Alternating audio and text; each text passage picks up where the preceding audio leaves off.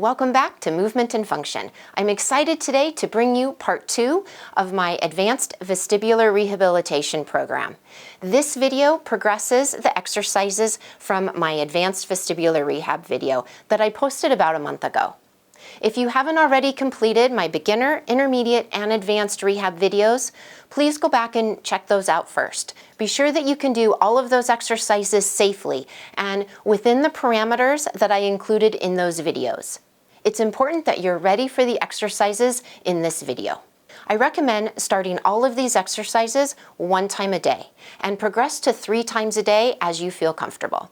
A good overall time goal for these exercises is about 20 minutes per day. But again, if that feels like too much for you, do what you can and build up. The first thing we'll do is progress the static standing balance exercises.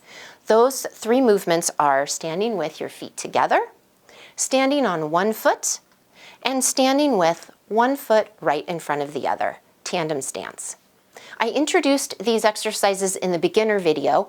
We progressed them to eyes closed in the intermediate video, and then we added the compliant surface or the foam or a towel in the advanced video. So now in advanced part 2, we'll combine eyes closed and foam. So today in my studio here, I'm not adding the foam because this floor is already foam, and these are the advanced part 2 exercises. So I'm just going to do them on the floor that I have here. At home, try these on a piece of foam or a rolled up towel or a pillow, something slightly soft and squishy. First, we'll do feet together. So standing with tall posture, bring your feet as close together as you can, standing on your soft surface. And once you feel like you have your balance there, close your eyes. The goal is 30 seconds with your eyes closed. Now, as I've said in all my previous videos, the first time you do a progression of an exercise, be sure that you're standing next to a countertop or something else for support.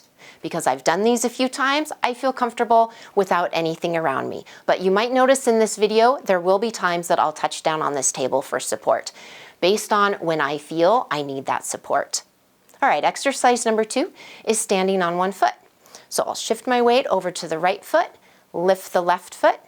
Once I have my balance, then I will close my eyes, and I might need to touch down on a little bit of support for this one. All right, and again, we're shooting for 30 seconds. That's a long time actually, standing on 1 foot on foam with your eyes closed. But again, these are just goals. Do whatever you can do and gradually work up. And then we'll switch sides. Shift your weight to the left foot, lift the right foot, get your balance, and then close your eyes. And we're shooting for 30 seconds.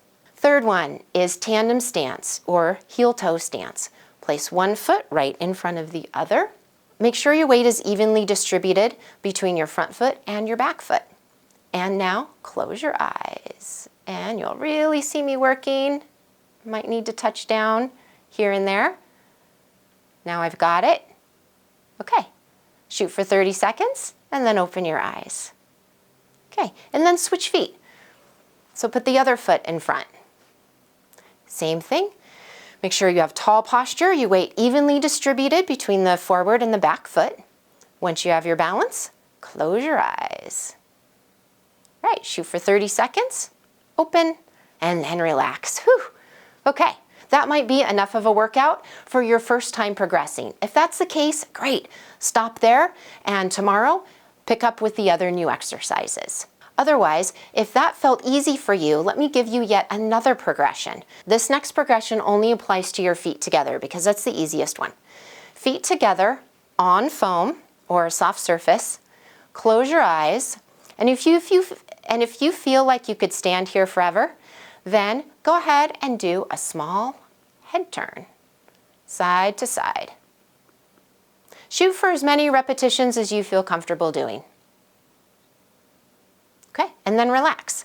Only head turns. Don't try to do head nods standing on foam, only because it could be very easy for you to lose your balance backward. And if you don't feel like you're falling over, you could end up on the floor without realizing it. So only head turns. And I suggest only do this with your feet together. Okay, now we're going to add in some new exercises. The first one is a pencil push-up. This works on convergence of your eyes. Take a pencil and place it out in front here, and I'm going to place it off to the side just a little bit so that I'm not blocking your view with the camera. All right, and now we'll look at the pencil and keep looking at the pencil and bring it in towards your nose until it splits, until you get double vision, until you start seeing two pencils. And then go back out again. Bring it back in and go back out. Shoot for 20 repetitions, in and out. One thing you might note with this, just for your own information, for your vision, is when you are looking at the pencil, whatever's behind you, you should be seeing double vision. That's normal. So right now, the light switch on the wall behind the pencil, there are two of them, only one pencil. Now if I look at the light switch on the wall behind the pencil, now there are two pencils. So try that, that's normal. That's not an exercise, but just for your own awareness. Okay, so let's just review that again. Looking at the pencil, keep your focus there, bring it in until you start seeing two. Normal convergence is about 5 centimeters. In other words, that you're able to bring the pencil about 5 centimeters away from your nose before the pencil splits into two images. Just to give you an idea of what is textbook normal. The next new exercise is VOR cancellation, moving in opposite directions. I introduced VOR cancellation in the earlier videos, so let's review that. With your finger out front, you're going to move your finger about 30 degrees or so on each side and follow it with your eyes and your head. This movement essentially cancels out or suppresses the normal vestibular ocular reflex. This is an important ability or skill as part of a healthy vestibular system. With this progression, as my fingers go one way, my head is going to go the other way, but I'm keeping my eyes on my finger. Okay, so eyes always on your finger, finger to the right, head to the left, finger to the left, head to the right. Continue alternating back and forth. Start slow. This exercise requires a bit of coordination, especially when you first start it. Once you get more comfortable, then see if you can increase the speed. Keep the motion small. Shoot for 20 seconds total. Next up, we're going to add heel-toe raise, focused on something close to you. So I'll turn to the side so you can see what I'm doing a little better here. Stand within 2 to 4 feet of your target, say a light switch or a photo on the wall or something of that nature. Keep your eyes focused on that object. Go up on your toes so you're rocking forward. Then rock back onto your heels so your toes come up. And keep going. Forward and back. Stay focused on that target. If you go too far back and you need to use a bit of a hip strategy to recover your balance, that's okay, that's normal. And if I go too far, I'll show you that here. If I go too far, I'm going to have to take a step. That's okay too, that's normal. Next, we'll progress the gaze stabilization exercises using complex visual stimulation. So I've collected a few things from around my house to show you some examples of what you want to use. Here are a couple of examples of food labels that you could use for this. This one will be pretty straightforward, but it's nice that it has contrast, a green background with large solid white letters. This package is more busy. There's a lot going on here, different colors, and writing in different directions. When using a food item for the gaze stabilization exercise, focus on something small in the label. So for example, with this one, we have a lot of great options here. So I could focus on this little chunk of tofu right in the middle of the bowl of soup, or I could focus on the O of the word miso. Also try food labels that are rounded, both round in shape and that have to bend around a round object. Another example is photo or a piece of art that's busy with a lot of color and a lot of pattern. I'm going to look right at the eye, and then I'm going to do the gaze stabilization exercise with the head turns and the head nods. So I'm looking right at the eye of the turtle. I'm going to go up and down for 20 seconds. Okay, and then rest. When I'm done there, then I'm going to go side to side. I'm still looking right at the eye of the turtle for 20 seconds, and then rest.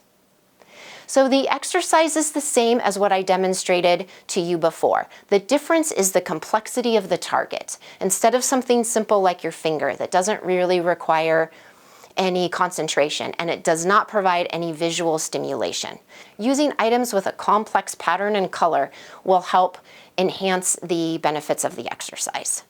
Next up, we're going to add a cognitive task to exercises that we've already done. So for example, this might include naming animals found in the ocean, or naming animals found on the farm, or boys and girls' names, starting with the letter A and working your way through the alphabet. The best exercises to add the cognitive task to are ones that don't already require a lot of concentration.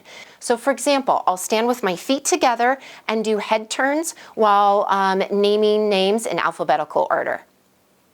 So as I turn my head, I'll go Anna, Bradley, Kara, David, Elizabeth, Frank, George, Harold, Inez, etc. Work your way all the way through the alphabet.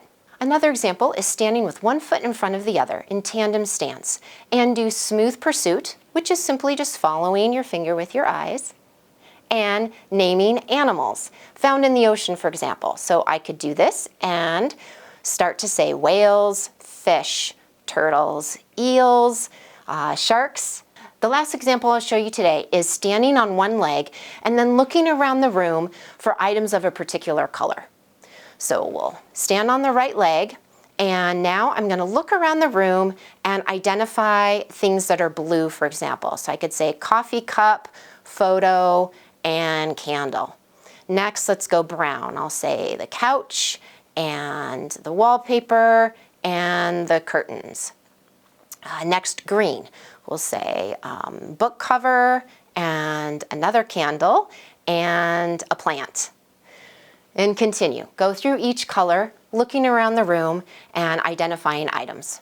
So there are myriad examples of this. You could also try this walking with the head turns.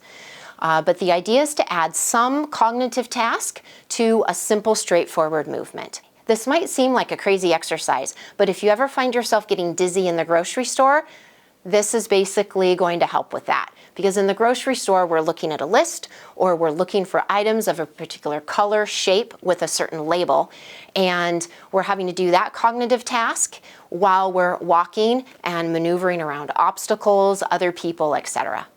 So this exercise is actually quite helpful for daily functional life. The last progression of this video is static standing balance on a firm surface with a focus on proprioception. Proprioception refers to the ability of our bodies to know where we are in space. So let's start with our feet together.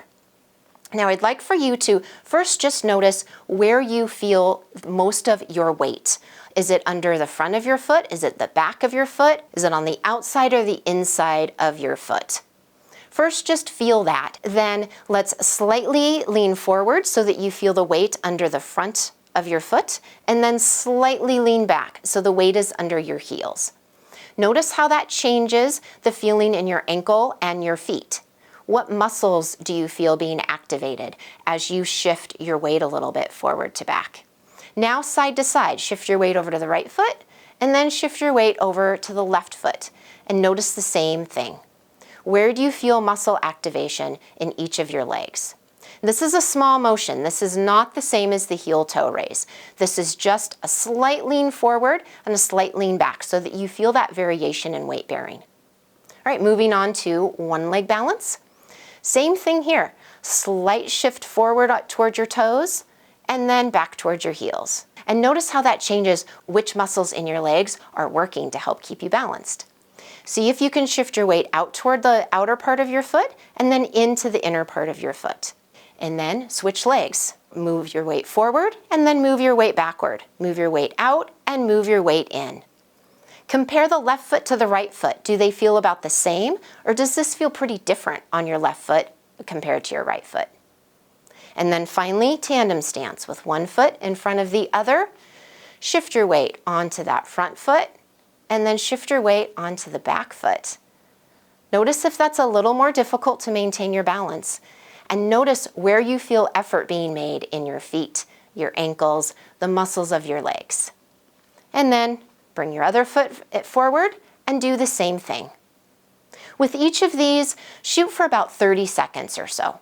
I hope these advanced Part 2 exercises are helpful for you to get you back to doing the things you love to do every single day.